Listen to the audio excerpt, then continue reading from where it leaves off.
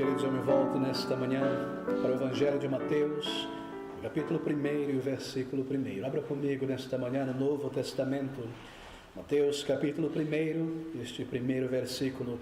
Livro da geração de Jesus Cristo, filho de Davi, filho de Abraão. Bem, o título desta mensagem nesta manhã é a chegada do Deus homem, um tributo à graça de Deus. Nós damos início hoje a uma série de estudos neste Evangelho de Mateus, e nós haveremos de seguir, como é nosso costume, de uma maneira expositiva e consecutiva através destes versículos, explorando as doutrinas da fé, versículo por versículo, e considerando estas glórias que nós encontramos nestas páginas divinas. Bem, queridos, o que tem sido chamado de os 4 evangelhos, o Evangelho de Mateus, de Marcos, de Lucas e de João, é na verdade apenas 4 registros de um único evangelho, o Evangelho do Senhor Jesus Cristo, através da pena de Mateus, Marcos, Lucas e João. Bem, você sabe que no versículo 1, livro da geração de Jesus Cristo, Filho de Deus, Filho de Abraão, o Evangelho de Jesus Cristo. A palavra Evangelho você conhece, eu tenho certeza, deste significado na língua grega original, uma boa nova, uma notícia de grande alegria, o que traz grande júbilo. Esses 4 escritores estão escrevendo, na verdade, sobre o único Evangelho, uma mesma boa notícia sobre o Salvador, sobre Jesus Cristo que veio a este mundo. Se você puder pensar sobre um objeto e luz sendo lançada em cada um dos ângulos, para que uma compreensão total do objeto seja alcançada, esta é a ideia. Esta é a maneira de Deus revelar o seu Filho e a sua verdade a este mundo, através dos escritos desses 4 evangelistas. O que nós temos aqui é uma visão de uma faceta, assim por dizer, do ministério do Senhor Jesus Cristo, de sua mensagem, de sua obra vicária, de tudo aquilo que ele fez, na pena desses 4 evangelistas, de maneira que nós temos todo o ensino, toda a mensagem de Deus, do Evangelho, registrada aqui, através desses 4 homens. Bem, o Salvador veio, e ele é o Evangelho, ele é a boa notícia, que há reconciliação com Deus, que é possível para homens e pecadores conhecerem o seu Criador e terem um perdão de seus pecados e passarem da morte para a vida e conhecerem aquele que trouxe à existência todas as coisas, não apenas intelectualmente, mas por um relacionamento como um filho, como uma filha de Deus. Essa é uma notícia tão tremenda, queridos. Bem, Mateus, deixe-me trazer um pano de fundo sobre este evangelho. Mateus não é o primeiro dos evangelhos. É bem provável que Marcos tenha sido o primeiro a ser escrito. Logo na sequência Mateus, então Lucas e por último João.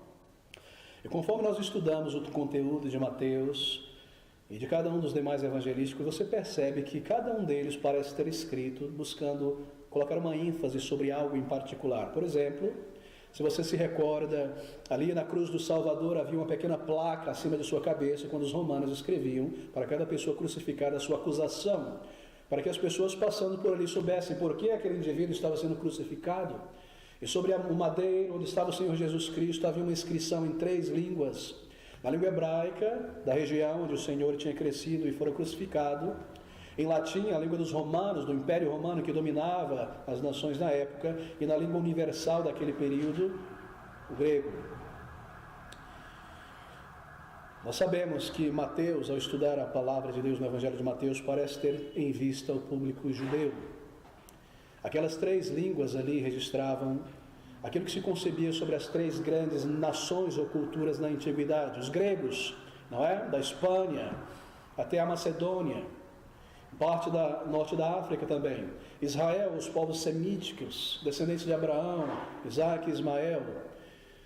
E também os romanos com seu império se espanando por toda a parte do mundo. E quando nós pensamos sobre a cultura e o contexto daquela época, e observamos esses 4 evangelhos, nós percebemos e nos parece que eles estavam escrevendo, tendo em vista aqueles grandes grupos, para que o evangelho chegasse a cada um deles. Mateus parece ter o público judeu em vista ao escrever, porque ele coloca uma forte ênfase na cultura judaica, no Antigo Testamento, em termos judaicos. Marcos, nós sabemos que o Evangelho de Marcos foi escrito provavelmente na cidade de Roma, quando João Marcos subiu a Roma com Pedro, eles andavam juntos, como evangelistas, e ali lhe foi pedido que um panfleto evangelístico fosse escrito a respeito do Salvador, que tinha nascido e morrido na Palestina, e Marcos, ou melhor, Pedro, através de Marcos, escreve o Evangelho de Marcos como o primeiro panfleto evangelístico que se espalhou por toda a parte. Já o Evangelho de Lucas, você sabe, Lucas não era um judeu, um grego, foi escrito tendo em vista aquele seu amigo Teófilo, ó caro Teófilo, ele começa com essas palavras, e ele escreve tendo em vista o mundo grego, e a sua mentalidade, para falar que o Salvador, o Logos tão esperado pela cultura grega, a ênfase sobre o Criador, que era a palavra, veio e se tornou um homem.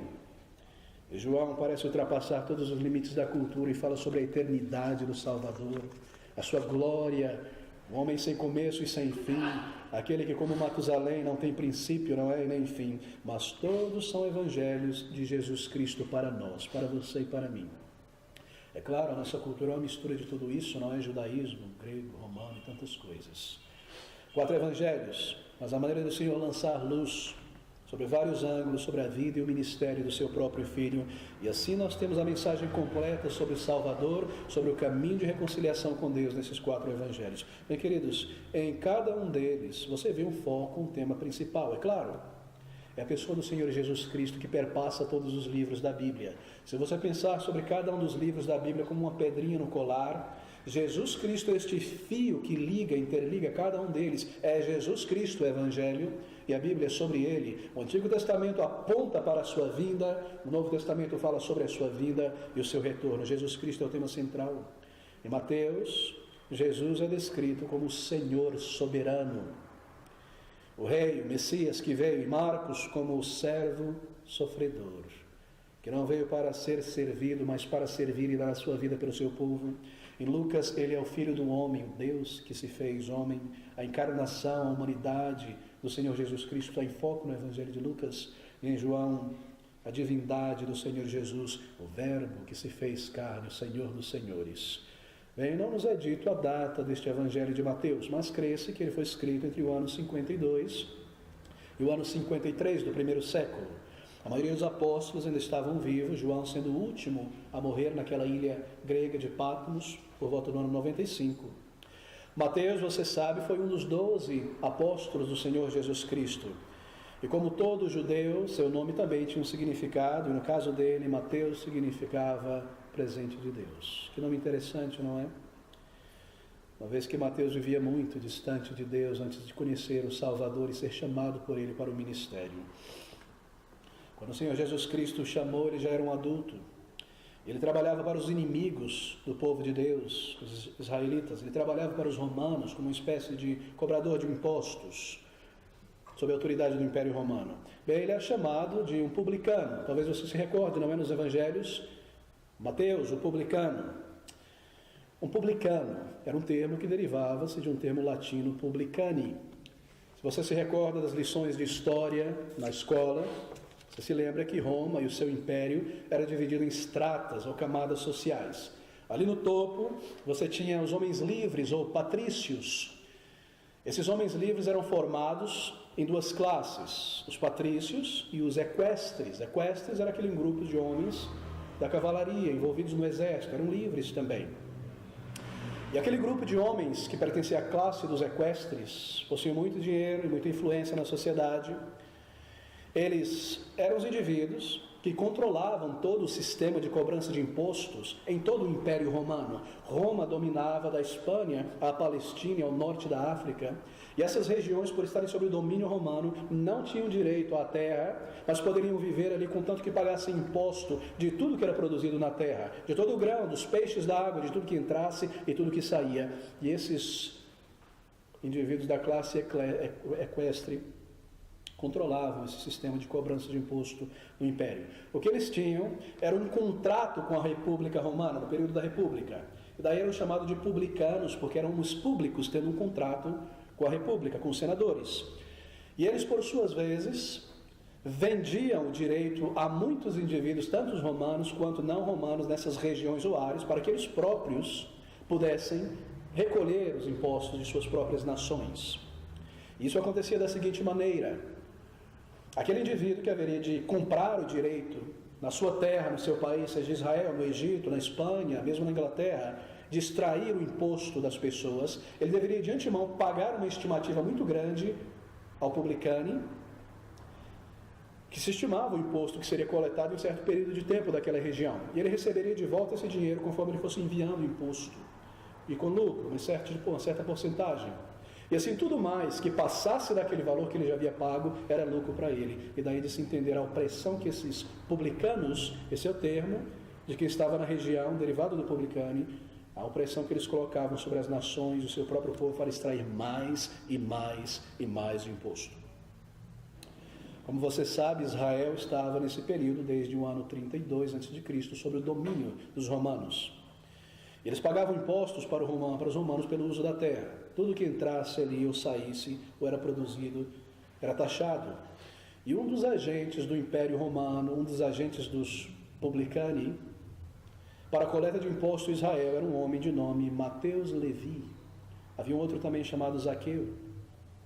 Mateus era um desses agentes do Império Romano, que por muito dinheiro havia comprado o direito de extrair e cobrar um imposto em uma determinada região em Israel. Em Israel havia 3 postos de cobrança ou de coleta de impostos, estrategicamente divididos. Um no norte, em Cafarnaum, porque Cafarnaum, ao lado de Cafarnaum, passava uma grande estrada que conectava toda a Europa com a Ásia e o norte, uma espécie de um Y ali, e Cafarnaum estava do lado, chamado Via Maris. Era um porto de entrada. Haviam pessoas de todos os países passando por ali. O Senhor Jesus iniciou o seu ministério ali. Um outro ponto de coleta de imposto era Cesareia, à beira do mar Mediterrâneo, onde os navios chegavam, onde estava o centro do Império Romano, localizado em Israel. E o terceiro ponto de coleta estava ali em Jericó, em direção ao Oriente. E nós aprendemos que Mateus estava em Cafarnaum, o seu próprio evangelho menciona isso. Mateus estava ali.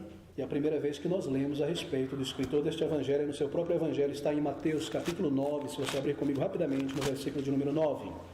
E Jesus, passando adiante dali, estava em Cafarnaum, viu assentado na recebedoria um homem chamado Mateus e disse-lhe: segue-me. E ele, levantando-se, o seguiu. Que palavras tão tremendas pela brevidade, por serem tão gráficas. Chamado pelo Senhor Jesus Cristo, meus queridos amigos, para ser um dos 12 apóstolos do Salvador. E se você pensar sobre isso por um segundo, e lançar a sua mente lá para o livro de Apocalipse, quando João, em Patmos, ele vê a igreja descendo, e embaixo da igreja, representada pela cidade de Jerusalém, haviam 12 colunas, em cada uma daquelas colunas estava escrito o nome de um apóstolo. Chamado para ser um apóstolo do Salvador, a base ou fundamento da igreja. A base é Cristo, obviamente, eles as colunas. Que privilégio, passar 3 anos na universidade do Senhor Jesus, ver o Deus encarnado, ouvir a sua palavra, sendo chamado da morte para a vida, tudo pela graça de Deus. Nada por causa dele próprio, especialmente quando você considera que ele era um coletor de impostos. Um coletor de impostos era alguém muito pouco popular em Israel, em qualquer parte. Em Israel, um publicano, o coletor de imposto, era considerado um traidor. E ele era colocado no mesmo patamar de igualdade com ladrões e prostitutas em Israel. E eram banidos da sinagoga, não poderiam entrar na sinagoga nem no templo. A sua oferta não era aceita no templo. Eles não poderiam ser chamados como testemunhas diante de um tribunal. Não poderia ser um magistrado. Jogaram sua religião fora por uma posição social e muita riqueza. Os judeus desprezavam os gentios, os romanos, e detestavam o sistema de imposto, e assim os publicanos eram a encarnação do mal e da traição entre o seu próprio povo. Se você levantar um pouco o voo na história, para o ano de 1938 a 45, você encontra não a mesma nação, mas uma nação misturada, judaica, nos campos de concentração. Ali naqueles campos, para fazer o serviço sujo de levar os corpos para serem incinerados e limpar as latrinas e controlar a movimentação daqueles judeus presos, não só judeus, mas todo tipo de gente. Haviam judeus, próprios judeus, que eram chamados de capô, e tinham um símbolo no seu braço, e faziam isso para receber um cigarro, um cobertor mais quente no seu quarto. Traidores da própria nação. Se você voltar ao passado, era assim como esses publicanos ou coletores de imposto eram vistos em seu povo. Aqueles que tinham vendido a sua alma por dinheiro, por bem, e traído a sua própria nação. Assim era Mateus, um homem de coração frio, um homem ganancioso. E Zaqueu também. Esqueça aquelas figuras de pequeno Zaqueu descendo da árvore, tão bonitinho, tão redondinho. Um homem de coração frio, nocivo. Ele tinha uns soldados romanos, uma guarda para protegê-lo. E talvez ameaçasse pessoas com violência para extrair o máximo possível e tirar mais e mais lucro, enquanto a sua nação empobrecia mais e mais e seguia pela miséria, eles enriqueciam. Assim nos surpreende então ouvir estas palavras do versículo 9. E Jesus, passando adiante dali, viu sentado na recebedoria um homem chamado Mateus e disse-lhe: segue-me. Que palavras? E ele, levantando-se, o seguiu. E Lucas nos diz que ele, levantando-se, deixou tudo. E você pode pensar sobre aquelas bolsas de dinheiro. Deixou tudo para seguir o Salvador. Certamente foi uma obra da graça de Deus em seu coração. Um homem em cuja mente, espírito, Deus já estava trabalhando para lhe levar ao arrependimento. Ele tinha ouvido sobre Jesus, ele vivia em Cafarnaum, era o quartel, assim por dizer, do Senhor Jesus. Ele tinha visto milagres na beira daquele mar, talvez o chamado de tantos discípulos, e ouvido aquela mensagem do Senhor lá no monte, à distância, Sermão do Monte. E assim Deus estava levando ao arrependimento. E quando ele simplesmente ouve a voz do Salvador: segue-me. Essa é uma verdadeira resposta de um coração arrependido e transformado por Deus. Uma obra de Deus, uma obra da graça de Deus. Mateus parece ter escrito para o seu povo e para a sua nação esse evangelho. Ele desejava que o seu povo compreendesse que Jesus Cristo era aquele a respeito de quem os seus profetas tinham tantas vezes falado. E há muitas evidências para essa afirmação que eu estou fazendo aqui. Por exemplo, há no evangelho de Mateus muitas e muitas referências a lugares e a personagens de Israel, muito mais do que em Marcos, Lucas e João. Sobre Jerusalém, tantas. O rei Davi, muitas. Ele, por exemplo, faz 65 referências a eventos e profecias do Antigo Testamento, que foram cumpridas na pessoa do Senhor Jesus e em sua igreja. Obviamente, somente uma audiência judaica apreciaria saber tantos detalhes sobre a sua própria cultura, não é verdade? E em sua genealogia sobre Cristo, você observa que ele começa com Abraão. Ele volta até o início da nação de Israel, mas ele não vai até Adão, o início de toda a humanidade. O foco do evangelho de Mateus está na nação de Israel. Ele escreve para o seu povo. Lucas já volta até Adão em sua genealogia. E o objetivo de Mateus era levar muitos judeus a crerem no Salvador. E aos crentes em Jesus Cristo, judeus, a serem fortalecidos em sua fé. Assim Mateus coloca uma grande ênfase no Antigo Testamento, e o foco em sua própria nação, e a ênfase está em Cristo Jesus, o Messias prometido por Moisés, nos Salmos, pelos profetas, isto é, no Antigo Testamento, para que, crendo nele e recebendo o Messias que havia chegado, filho de Davi, estes judeus, seus compatriotas, pudessem ter vida e vida em seu nome. O que nós temos, bem, nesses primeiros 17 versículos do capítulo 1, terminada essa introdução, é uma narrativa sobre a vinda do Salvador. Oh, meus amigos, aqui nós temos um tributo, se eu posso assim dizer, à graça e à bondade de Deus por pessoas tão necessitadas como nós. Esse versículo primeiro, e nós começaremos por aqui. Livro da geração de Jesus, ou genealogia de Jesus Cristo, filho de Davi, filho de Abraão. Bem, livro da geração de Jesus. Onde está esse livro? Qual livro? Interessante, não é? Essa era uma maneira dos judeus declarar a ordem genealógica de uma pessoa, e estava sempre registrada num livro que ficava com as famílias, e muitos desses livros se encontravam no templo por muitas razões. Por exemplo, era um termo muito comum na história e na mentalidade dos judeus, livro da geração de tal e tal. Você abre comigo, por exemplo, em Gênesis, no capítulo 5, do versículo 1, nós vemos esse termo sendo afirmado ali, fazia parte da mentalidade judaica. Gênesis capítulo 5, 1.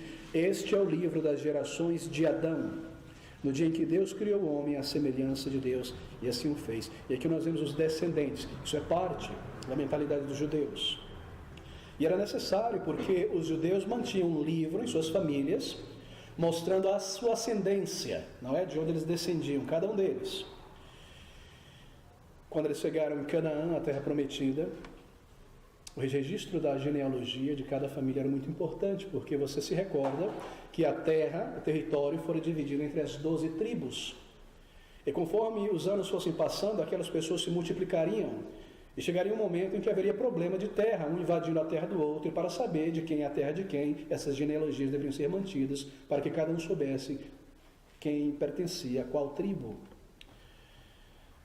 Mais tarde, o território de Judá, você se recorda no Antigo Testamento, Israel é dividido com Salomão, e Israel passa a ter dois territórios, não é? O norte, chamado de Israel, e o sul é chamado de Judá, de Salomão para frente.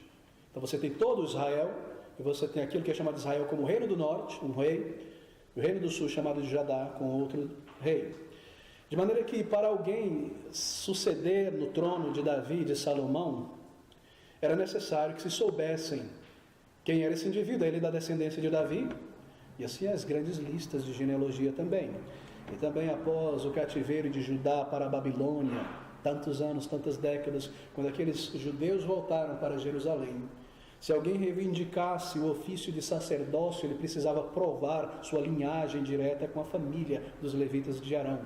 Daí a importância minuciosa e intrincada de manter cada nome, cada família, filho de tal e tal. É por isso que você ouve coisas como fulano de tal, filho de tal e tal. Quando Jerusalém foi destruída no ano 70, o Messias já tendo vindo, todos aqueles arquivos foram queimados e destruídos. De maneira que se alguém hoje em Israel reivindica ser o Messias, ele não poderá provar. E assim, se Jesus Cristo, o último a reivindicar messianidade, não foi o Messias, então não há como mais provar que houve ou que haverá um Messias. Ele é o Salvador. E tudo mais foi destruído porque ele cumpriu todas as coisas. Você se recorda também sobre José e Maria, não é? Descendo naquele período do censo que os romanos impuseram sobre Israel para a cidade de Belém, de onde vinha a sua linhagem, para serem inscritos ali. Eles tinham aquela mentalidade, Paulo e Romanos também. Ele diz: eu sou descendente de Abraão, da tribo de Benjamim, hebreu de hebreu, e ali ele começa a falar sobre a sua genealogia. Isso era parte da mente de um judeu. E mostra como eles pensavam em termos de genealogia. Há em torno de 50 genealogias no Antigo Testamento, e é provável que esta genealogia de Mateus, aqui no versículo 1 em diante, tenha sido copiada por Mateus da família do Senhor Jesus Cristo, Maria estando ainda viva e os irmãos, meio-irmãos do Senhor Jesus Cristo estando por ali. Assim veja comigo, livro da genealogia ou geração de Jesus Cristo, filho de Davi, Jesus Cristo. Cristo é o termo grego para ungido. O termo hebraico, que tem o mesmo significado, é Messias. Daí Cristo e Messias significarem a mesma coisa, o ungido. No Antigo Testamento, os reis, quando eram separados para serem coroados, ou profetas e sacerdotes, eram simbolicamente separados por um ato de unção. Óleo de oliva, azeite de oliva era derramado. Você se recorda de Davi, Samuel derramando aquele chifre, não é? Com azeite sobre a sua cabeça. Assim, a unção com óleo era um símbolo apenas da separação para um ofício muito grande a ser realizado. No Antigo Testamento e no Novo, unção com óleo também significa a influência do Espírito Santo. E como o Senhor Jesus Cristo era guiado pelo Espírito Santo, e como ele foi separado para ser o nosso sacerdote, profeta e rei, ele é chamado de ungido, Cristo, o Messias. Livro da geração de Jesus, o Messias, Cristo. Filho de Davi, filho de Abraão. Bem, o título filho aqui é importante manter isso em mente. Ele não significa alguém somente, alguém que nasceu de você, significa isso. Mas também significa geração, ou significa descendente. E essa ideia que Mateus está utilizando aqui, que Jesus Cristo é um descendente, não um filho imediato de Davi ou de Abraão, mas um descendente de Davi e de Abraão, da sua família, da linhagem real. E foi muito importante, meus amigos, que Mateus começasse exatamente enfatizando este ponto, traçando a genealogia do Senhor Jesus Cristo como um verdadeiro descendente de Davi, ligando-o ao trono, e um descendente de Abraão, o pai físico, humano daquela nação.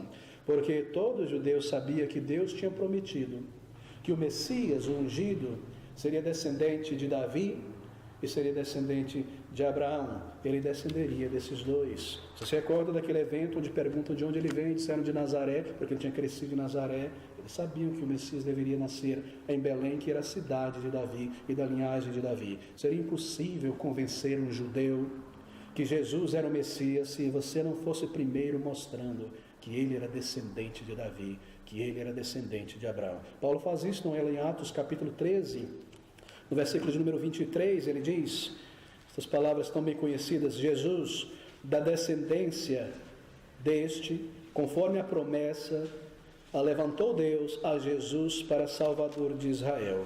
Ele está falando aqui sobre Abraão e no versículo anterior sobre Davi, Assim, Paulo também, ao evangelizar os judeus, sempre começava por ali. Este Jesus que nasceu em Nazaré, que todos vocês têm ouvido, ele vem da descendência de Davi, como prometiam os profetas, que é da descendência de Abraão também. Jesus, da descendência de Abraão, da descendência de Davi. Bem, de Abraão, a mesma promessa, não é? Você se recorda que uma promessa foi dada a Abraão. Abraão não era um judeu. Abraão vivia na Babilônia. Falava a língua de seu pai, Éber, daí hebreu. E a partir dele, daquele homem que tinha toda essa descendência que vai até Noé, de pessoas que temiam a Deus e se apegavam ao culto ao Deus Jeová e eterno, e não se contaminaram com a idolatria babilônica e egípcia, Deus separa aquele homem e diz: sai agora dessa tua terra, Mesopotâmia, Babilônia, e vai para um lugar que eu te indicarei. Ele foi pela fé, levou a sua família, seu sobrinho e todos mais. E Deus dá uma promessa àquele homem, Abraão, que da linhagem dele, da descendência dele, uma semente, assim por dizer, viria o Salvador, que seria uma bênção para você e para mim nesta manhã, para todas as nações. Essa é uma promessa maravilhosa. A promessa de um filho ilustre, de um descendente ilustre. Os judeus sabiam que o Messias deveria descender de Abraão, porque eles conheciam a promessa que Deus dera no Antigo Testamento ao seu patriarca Abraão. Assim Mateus inicia com esta linhagem, com sabedoria, livro da geração, da genealogia de Jesus, o Messias, filho de Davi, filho de Abraão. Veja agora esse versículo 2. Abraão gerou a Isaque, e Isaque gerou a Jacó, e Jacó gerou a Judá e seus irmãos. Bem, de Abraão até as 12 tribos, não é? Gerou a seus irmãos. E a partir desse momento, um indivíduo dessa tribo, que é Judá, é separado e a linhagem começa a descender dele. As demais tribos não são mencionadas. Ele está traçando a linhagem de Jesus Cristo, através de Judá até Davi, até chegar ao seu nascimento. E no versículo 3 nós lemos: e Judá gerou a Tamar, a Pérez e a Zerá. E a Pérez gerou a Esrom, e a Esrom gerou a Arão. Muito interessante, a partir dali até a vinda do Salvador. Agora acompanhe comigo bem rapidamente esses versículos 4 ao versículo 16. Muito importante nós seguirmos aqui. E Arão gerou a Aminadab, e Aminadab gerou a Naasson, e a Naasson gerou a Salmão, e Salmão gerou a Raabe, e Boaz, e a Rute, e a Obed, e a Jessé. E Jessé gerou ao rei Davi, e Davi gerou a Salomão, da que fora mulher de Urias. E Salomão gerou a Roboão, a Abias, Abias a Asa a Josafá, Josafá a Jorão, que gerou a Uzias. Então nós temos toda esta lista. Versículo 10, Ezequias gerou a Manassés, que foi levado para a Babilônia, e depois voltou e gerou a Amon, e Amon gerou a Josias.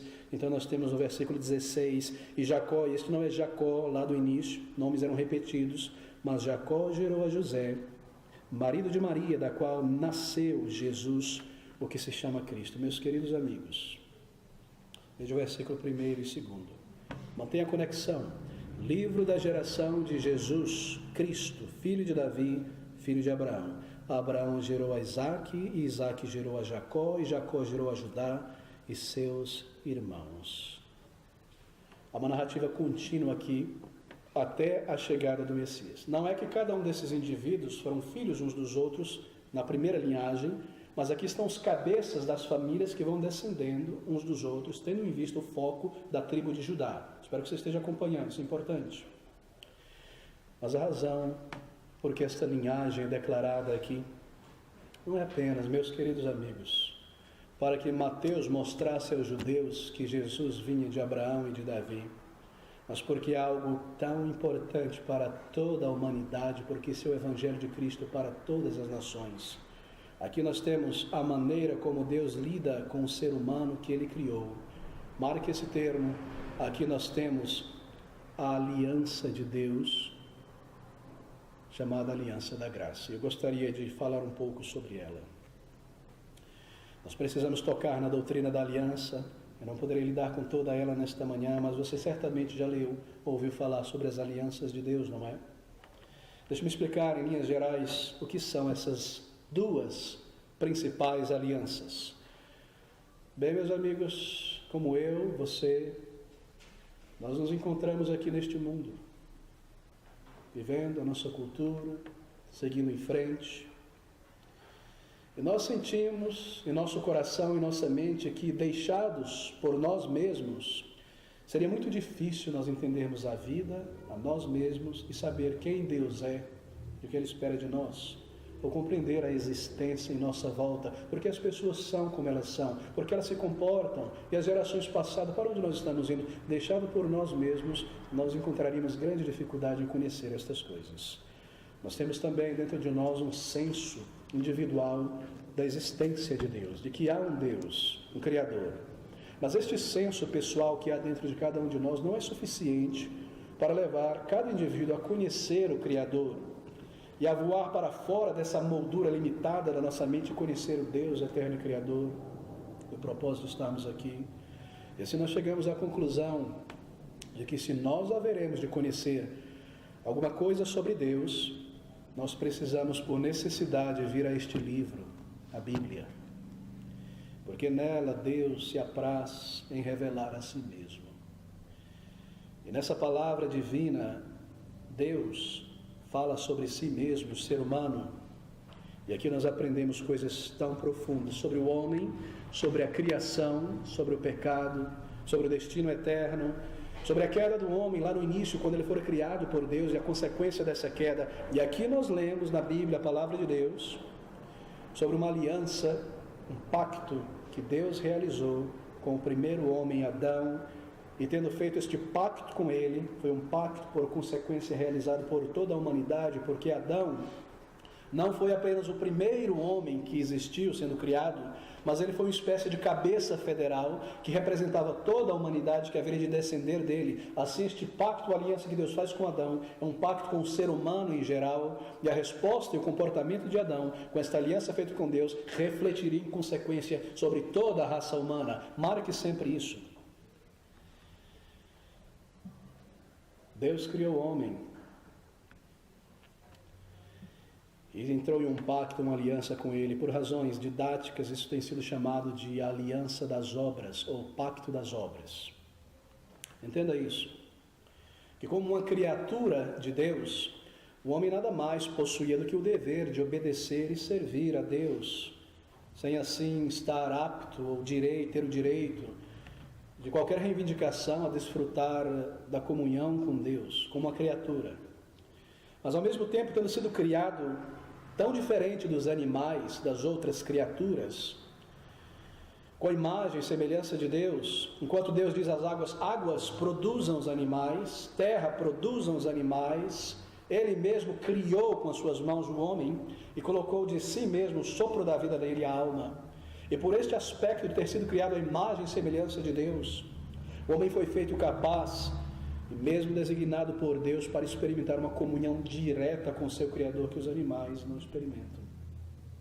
E para garantir que o homem experimentasse essa comunhão com seu Deus, ele estabelece uma aliança com o homem, e consequentemente o homem, como uma criatura feita à imagem de Deus, foi então criado para uma comunhão com Deus, mas uma comunhão que seria um relacionamento baseado em um pacto, em uma aliança estabelecida por Deus. Assim, em todas as suas características, marque isso também, em todas as características do relacionamento de Deus com Adão e de Deus com o ser humano, após sua criação e antes da queda no pecado, todo esse relacionamento, todas as conversas que nós vemos na narrativa do livro de Gênesis, isso deve ser marcado e entendido como um relacionamento a partir de uma aliança, sob a luz da aliança que Deus estabeleceu com o próprio homem. Isso não é uma ideia teológica criada por teólogos ao longo da história. Isso está na Bíblia. Veja Oséias, por exemplo, capítulo 6, versículo 7, página 973.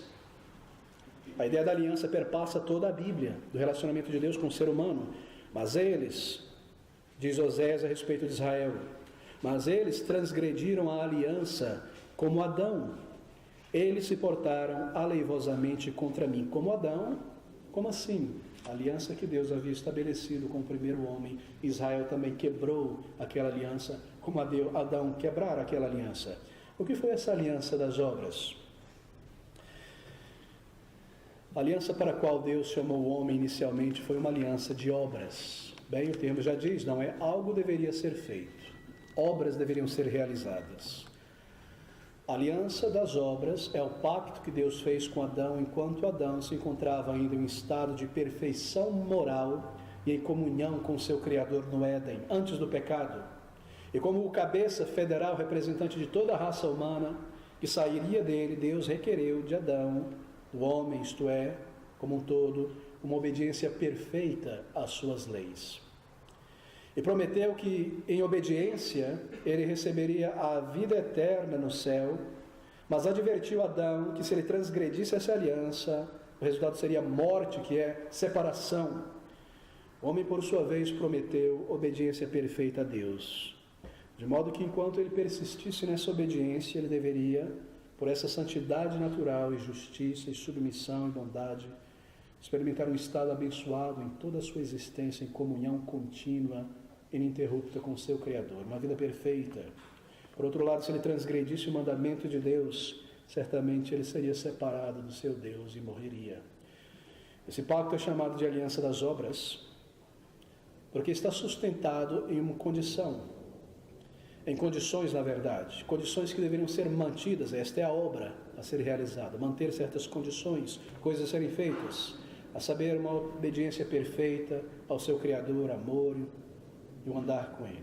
Queridos, não era difícil para Adão cumprir a sua parte, não era difícil, porque Deus havia inscrito a sua vontade na estrutura mental de Adão.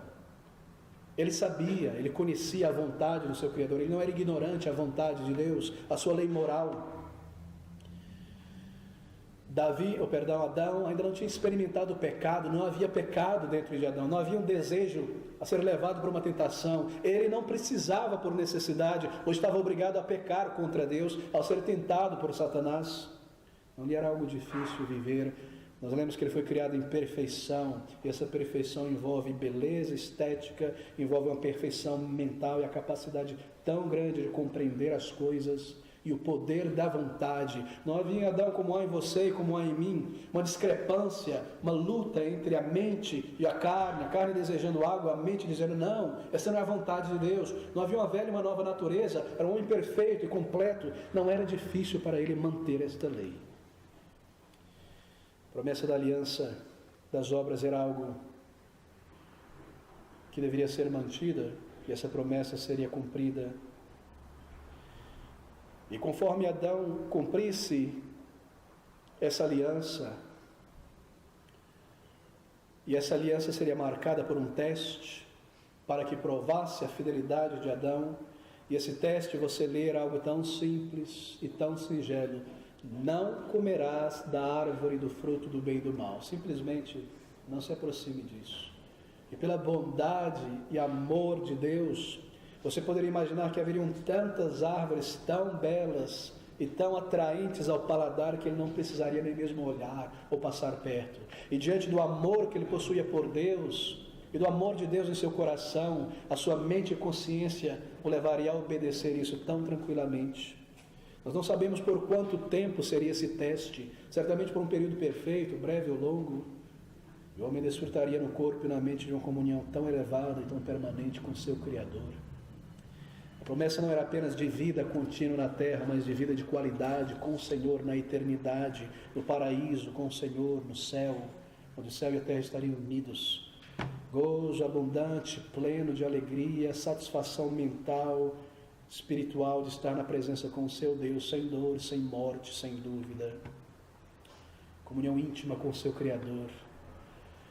Havia nessa aliança símbolos concretos e reais que representavam estas promessas envolvidas nesta aliança. Adão sabia desses símbolos, entendia que estes símbolos representavam esta aliança que Deus fez com ele, vários destes símbolos. O próprio paraíso onde ele estava era um símbolo desta aliança, que Adão fora criado por Deus e que Deus tinha lhe dado todas essas coisas. E segundo, um outro desses símbolos é que neste mesmo paraíso estava ali diante dos seus olhos a árvore da vida. Símbolos tremendos desta aliança, da bondade de Deus. Ambos representavam aquilo que Adão, e com ele você e eu e toda a raça humana receberia como cumprimento daquela aliança, vida eterna e um paraíso de alegrias inefáveis e comunhão consciente com seu Criador para sempre. Esses dois símbolos ensinavam que o homem deveria sempre entender que verdadeira vida só poderia ser encontrado fora dele, em Deus, que lhe provia todas estas coisas. E quando eles quebraram aquela aliança, ambos os símbolos foram retirados deles, e nós lemos que eles foram lançados para fora do jardim do Éden, paraíso. Anjos foram colocados com espadas flamejantes diante daquela entrada, e lhes foi tirada a árvore da vida. Isso, na verdade, é a misericórdia de Deus, para que não vivessem eternamente em pecados.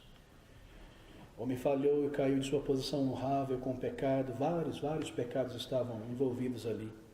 Não foi meramente colocar a sua mão sobre um fruto. Antes daquela mão ser estendida, você sabe, desconfiança de Deus, desejo de possuir algo que não lhe pertencia.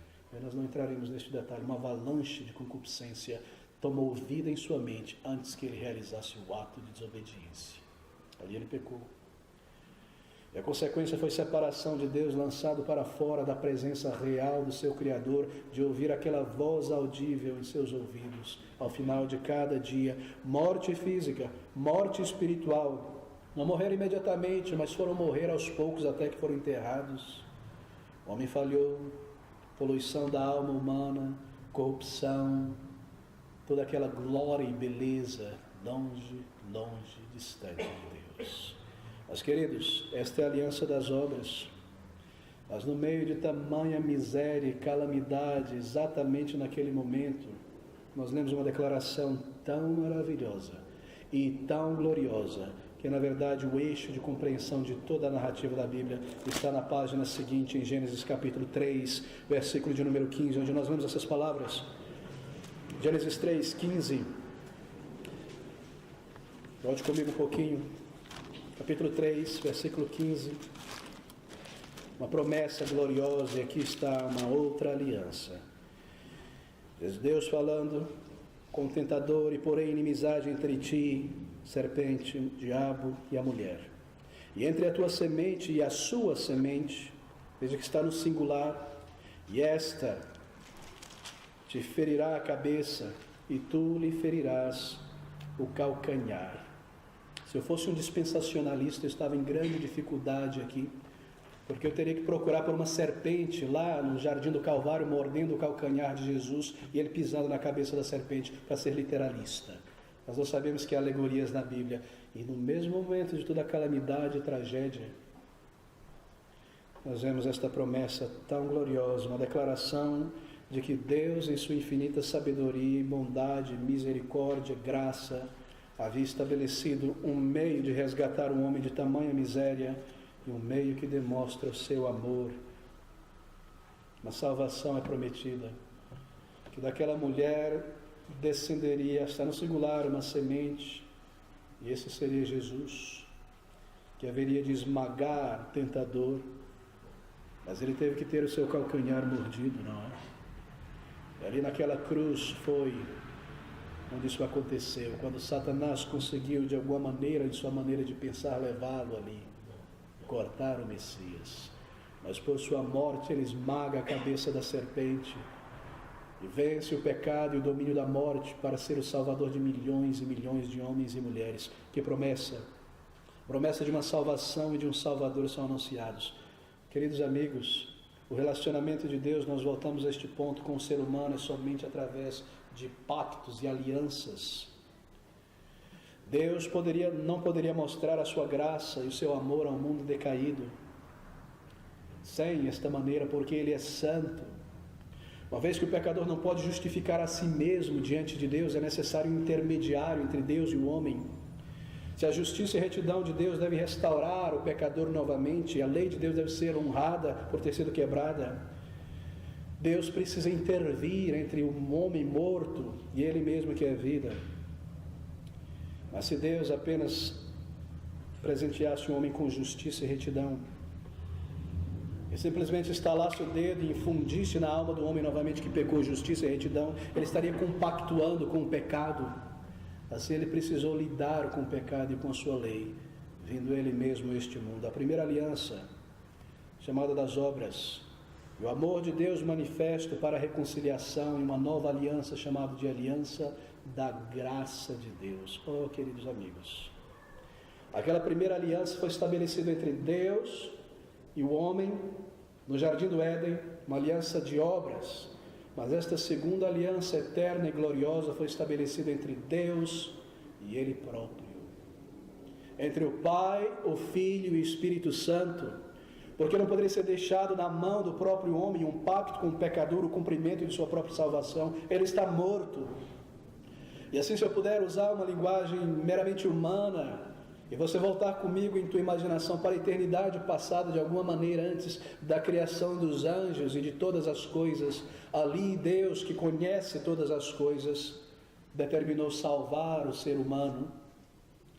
E nós podemos ver um pacto sendo realizado entre o Pai, o Filho e o Espírito Santo, as três pessoas da Trindade se envolvendo na salvação de sua criatura, e nós vamos perpassar por toda a Bíblia também, algo que nós devemos considerar com grande reverência, com santo temor e adoração, que as três pessoas gloriosas da Santa Trindade, um só Deus em três pessoas, distinto mistério da Trindade, estão envolvidas na salvação do ser humano. Um conselho eterno aconteceu na Trindade, e ali, como se eles estivessem, assim por dizer, dividindo a obra de salvação do ser humano, o Pai diz ao Filho eterno: se tu fores a este mundo e cumprir toda a justiça que a lei requer para ser o representante daquelas pessoas a quem eu te darei, eu os darei a ti para ser o salvador delas. E o Filho, assim como que por responder ao Pai, eu irei e eu pagarei no lugar deles. E vindo a este mundo e cumprindo toda a justiça, então o Espírito Santo é enviado pelo Salvador a este mundo para aplicar aqueles méritos que Jesus Cristo alcançou em uma vida perfeita, em um sacrifício tão dolorido na cruz do Calvário no lugar de pecadores.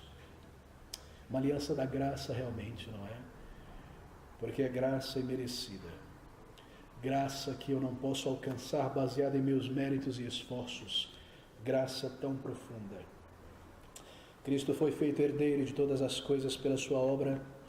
Tudo o que acontece neste mundo, queridos, pertence a Deus. Volte-se comigo para o capítulo 1 de Mateus.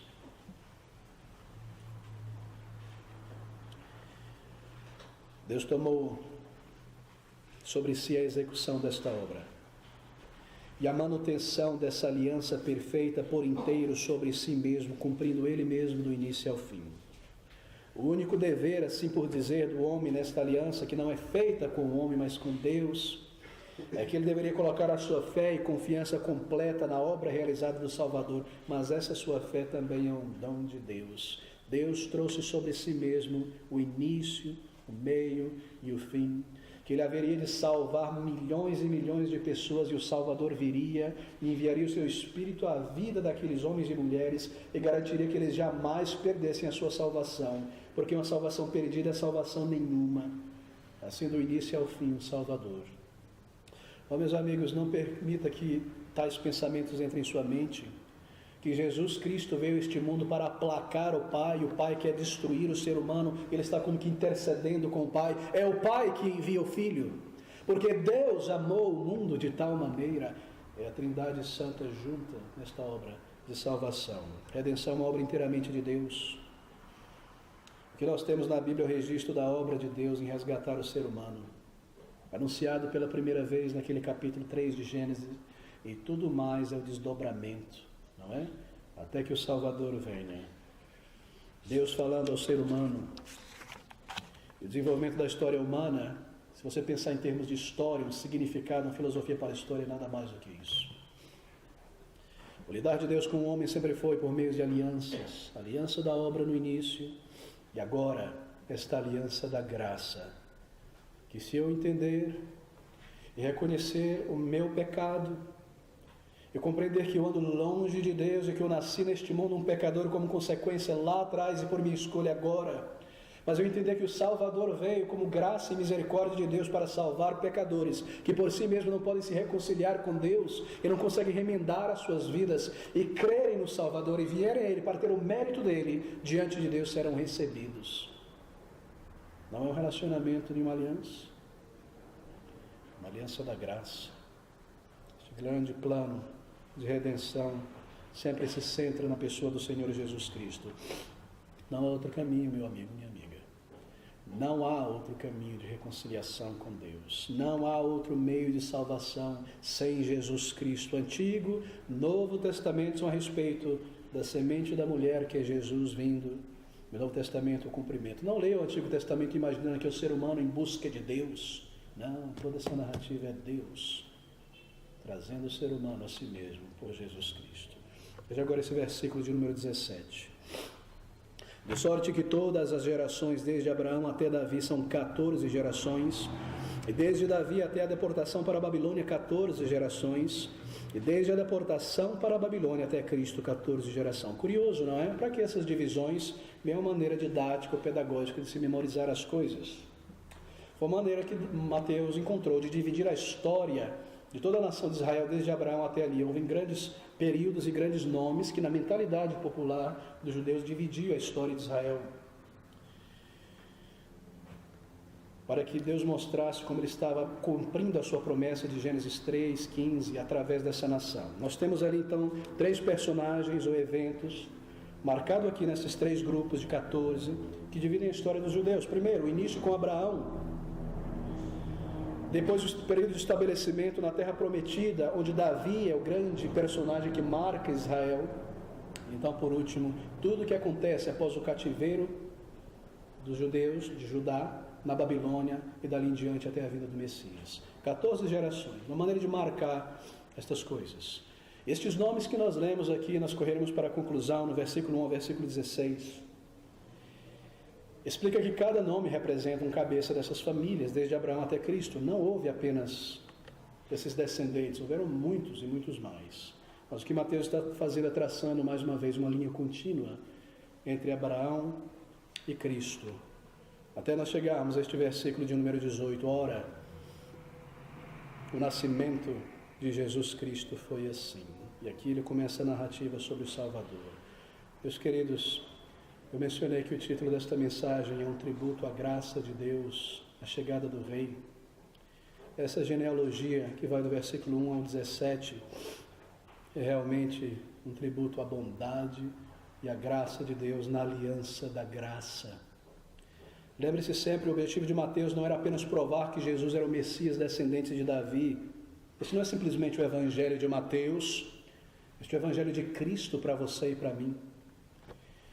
É mostrar a salvação que Deus provê para pecadores, algo tão profundo, tão profundo nesses 16, 17 primeiros versículos.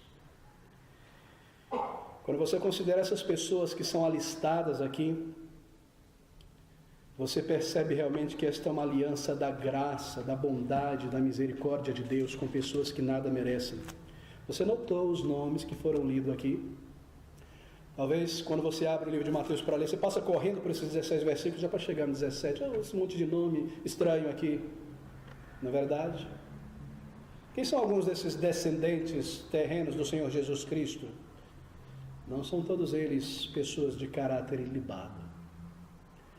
Aqui não temos uma galeria de santidade e de pessoas maravilhosas. Quando você lê esses nomes, parecem nomes ilustres, não é? Santo Abraão, Santa Tamar, Santa Raabe. Deixa-me pegar apenas alguns. Nós estamos falando da graça de Deus. Abraão, livro da geração de Jesus Cristo, filho de Davi, filho de Abraão. Jesus Cristo, descendente de Abraão. Em Gênesis capítulo 20, se você abrir comigo rapidamente, nós correremos agora. Você lê essas palavras sobre Abraão. Gênesis 20, versículo de número 1 a 3. E partiu Abraão dali para a terra do sul e habitou entre Cádiz e Sur, e peregrinou em Gerar. E havendo Abraão dito de Sara, sua mulher, é minha irmã, enviou Abimeleque, o rei daquela região, rei de Gerar, e tomou a Sara. Veja agora o versículo de número 9 a 11. Então chamou Abimeleque a Abraão. Deus tinha aparecido a Abimeleque, é advertido ele, não toque em Sara. E Abraão disse a Abraão, que nos fizeste, E em que pequei contra ti para trazeres sobre o meu reino tamanho pecado? Tu me fizeste aquilo que não deverias ter feito. Disse mais Abimeleque a Abraão: que tens visto para fazer tal coisa? E disse Abraão: porque eu dizia comigo: certamente não há temor de Deus neste lugar, e eles me matarão por causa de minha mulher. E Abraão mente a respeito de Sara, dizendo que não é a sua esposa, e coloca a sua esposa numa situação tão vexatória que ele preferia que ela morresse para que ele guardasse a sua pele. É esse o descendente de Jesus? Que dizer sobre Jacó, capítulo 27 de Gênesis, versículo 15 a 19. Depois tomou Rebeca, mãe de Jacó, os vestidos de gala de Esaú, irmão de Jacó, seu filho mais velho, que tinha consigo em casa, e vestiu a Jacó, seu filho menor. Veja esses versículos 15, 16. E com as peles dos cabritos cobriu as mãos de seu irmão, de suas mãos, e a lisura do seu pescoço. Jacó era lisinho, seu irmão era cabeludo. E deu o guisado saboroso e o pão que tinha preparado na mão de Jacó, seu filho, e foi ele a seu pai. Isaque disse: meu pai. E ele disse: eis-me aqui. Quem és tu, meu filho? E Jacó mente. E Jacó disse a seu pai: eu sou Esaú, teu primogênito, para roubar a bênção de seu irmão. É esse um descendente do Santo dos Santos, Jacó. E você encontra um outro nome logo no início dessa narrativa. Na verdade, mantenha o seu dedo em Gênesis. Abraão gerou a Isaque, Isaque gerou a Jacó, e Jacó a Judá e seus irmãos, e Judá gerou de Tamar a Perez e Zerá. Quem era Tamar, meus irmãos? Gênesis 38, de 1 a 6. Você sabe, eu vou resumir. Na hora de Abraão, costume da época que se o marido tivesse morrido, o irmão deveria assumir a responsabilidade para dar continuidade ao nome do irmão e proteger a família. Todos os irmãos morrem, o mais novo está ali, muito novo, ela vai morar com seu pai de volta. O tempo passa, ela fica sabendo, Tamar, que o mais novo de Judá não é dado a ela, se veste como uma prostituta, engana Judá, se deita com ele, 2 filhos nascem, a consequência terrível da mentira, da prostituição e do adultério. Livro da geração de Jesus, descendente de Tamar. Que dizer sobre Judá, adultério e prostituição? Gênesis 38, de 1 a 6. Engana seu pai a respeito de seu irmão mais novo para matá-lo, deixa-o dentro de um poço, vende o seu irmão José como escravo. Que dizer de Raabe? Josué capítulo 2, versículo de número 1. Raabe, quem era Raabe? E Josué, filho de Num, enviou secretamente de Sitim 2 homens a espiar Jericó, isto é, dizendo: ide reconhecer a terra de Jericó. Foram, pois, e entraram na casa de uma mulher prostituta, cujo nome era Raabe, e dormiram ali. A prostituta da cidade que comandava um bordel em Jericó. Que dizer sobre Davi, homem de sangue, adultério com Batseba quando deveria estar na guerra, assassinato de um dos seus melhores homens, de Urias, para ter a sua mulher e possuí-la, tendo ele tantas esposas e concubinas. Depois fechou os olhos para o incesto do seu irmão com sua irmã, e para o assassinato do outro irmão, daquele irmão que havia cometido incesto. Fechou os olhos para o crime de Absalão, amando mais Absalão, meu filho, do que a nação de Deus, ao ponto de ser repreendido pelo seu general do exército. Que dizer de Salomão? Que falar sobre Salomão, meus irmãos, que na sua sabedoria humana se esvairou pela loucura, centenas de concubinas, e por elas toda a idolatria para dentro de Israel, dividindo o reino que Davi tinha lutado para estabelecer unido, e agora em 2 reinos, norte e sul, Israel e Judá. E se você observar por último no versículo 10 de Mateus 1, um nome, e Ezequias gerou a Manassés. Se há um homem perverso e maligno em toda a história de Israel, o seu nome está aqui. Manassés, o mais ímpio de todos os reis juntos, dessacrou o templo de Salomão, construiu templos a todos os ídolos, ofereceu seus próprios filhos a um ídolo chamado Moloque, feito de metal, oco, por dentro carvão e fogo era colocado, os braços estendidos, o bebê sacrificado em braços chamegantes. Manassés, um homem que conhecia as estrelas, os deuses das estrelas, um bruxo. levado pelo nariz em anzóis para a Babilônia. Deixa-me parar por aqui, que dizer por último de Maria, versículo de número 16, Jacó gerou José, e marido de Maria, você sabe muito sobre Maria, não é? Em Lucas capítulo 2 ela diz: a minha alma engrandece a Deus, meu Salvador. Ela disse isso. Se uma pessoa precisa de um Salvador é porque ela está perdida em pecados e precisa ser perdoada e salva, como você e eu. Que grande, terrível erro a Igreja Católica Romana faz ao roubar a glória do Salvador e dar uma mulher que recebeu graça primeiro para o perdão de seus pecados, depois graça para ser o ventre. Ela mesma louva a Deus por sua salvação. Eu paro por aqui. Nós desejaríamos outros nomes, não é, nessa narrativa? Talvez Enoque, talvez Elias, na descendência de Jesus. Se você e eu tivéssemos que escrever aqui no lugar de Mateus, em nossa maneira de pensar, nós teríamos omitido esses nomes. Esse nome, Manassés, esses homens e mulheres, na geração de meu Salvador, o Santo de Deus. Eu prefiro Enoque, eu prefiro Elias. Mas essa é uma outra evidência de que a Bíblia é um livro inspirado por Deus, porque ela prova como nenhum outro livro ou tradição sobre a face da terra a gloriosa doutrina de que a salvação de um pecador é pela graça e misericórdia de Deus, não por méritos, não por merecimento, não por pedigree. A gabação dos judeus no tempo de Jesus Cristo de serem descendentes de Abraão é infundável, aqui está. Essa é a descendência de assassinos, bruxos, prostitutas. Quando nós lemos essa lista de pecadores notórios, os judeus não tinham do que se gabar. Salvação não vem da terra, não vem do homem, vem de Deus. Salvação pertence ao Senhor. Todos eles, grandes pecadores, as pessoas que Deus escolheu para serem os descendentes humanos de Jesus Cristo, pessoas que precisam muito da graça de Deus, porque esse é o Evangelho da graça de Deus em Cristo Jesus, através da pena de Mateus. É por isso que esse primeiro capítulo introdutório começa com estes personagens. Um capítulo sobre a graça de Deus. Graça é misericórdia demonstrada a quem não merece. Graça é bondade de Deus a pecadores como eu e como você. A genealogia de Cristo, muito mais do que ser uma mera lista de nomes e personagens da antiguidade, é um testemunho tão belo, um tributo tão belo à graça de Deus, a esta aliança da graça em Cristo Jesus. Uma galeria da graça, da compaixão de Deus. Realmente Jesus é o amigo dos pecadores, para levá-los ao arrependimento e à reconciliação. É por isso que nós lemos estas palavras tão belas do versículo 21. E dará à luz um filho, e chamarás o seu nome Salvador, Jesus, porque ele salvará o seu povo, aqui está a eleição, dos seus pecados. Eu preciso concluir aqui.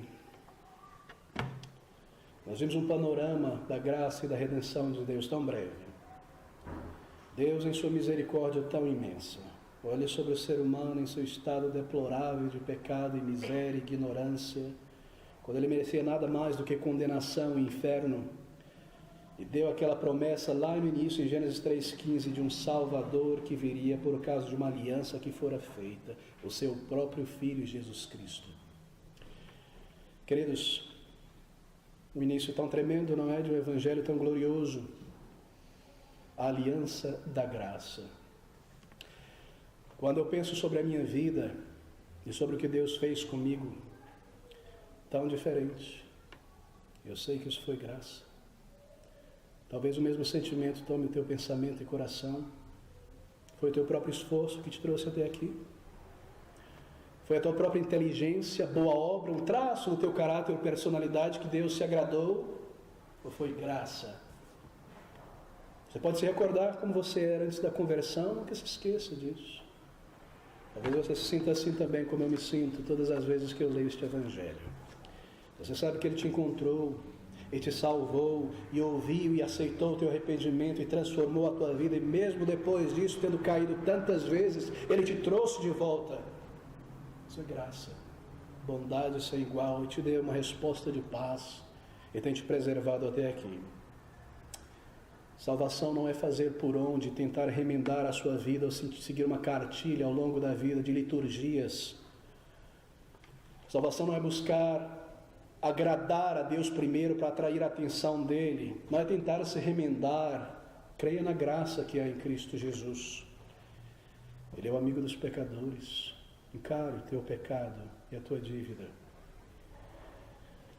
Não é para fugir quando você ver a profundidade da mancha do pecado, mas para correr para um Deus que salva o pecador. Ele é o amigo dos pecadores. Ele é o Deus de toda graça. Livro da geração de Jesus Cristo, filho de Davi, filho de Abraão. Você precisa ver a Ele. Você reconhece a tua necessidade? Simplesmente clame por graça e misericórdia, e Ele te salvará.